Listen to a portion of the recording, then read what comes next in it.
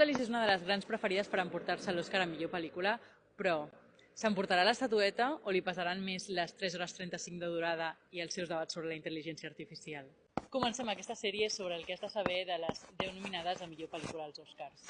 Amb una història que va molt més enllà de l'arquitectura, ens parla de la lluita personal i l'obsessió per deixar una empremta al món. The Brutalist segueix la vida d'un arquitecte hongarès que emigra als Estats Units després de la Segona Guerra Mundial, enfrontant-se a obstacles personals i professionals en una carrera plena de llums i ombres. Dirigida per Brady Corbett, The Brutalist té nominacions en diverses categories, entre elles millor pel·lícula, millor direcció i millor actor principal per Adrian Brody. A més, la pel·lícula ha destacat en premis previs enduent-se diversos Globus d'Or i BAFTAs. El favorit, Adrian Brody, qui podria endur-se el premi a millor actor per la seva profunda interpretació en el paper.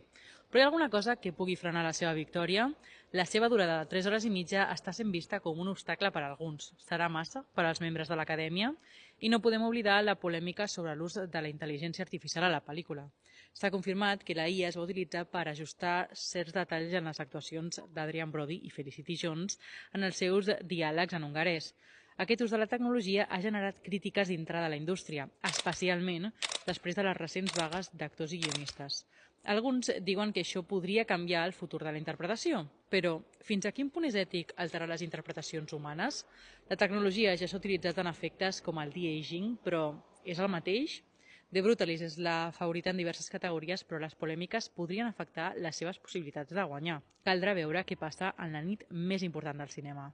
El que està clar és que The Brutalist no deixarà indiferent a ningú. És una de les pel·lícules més comentades aquest any. Serà la gran vencedora dels Oscars?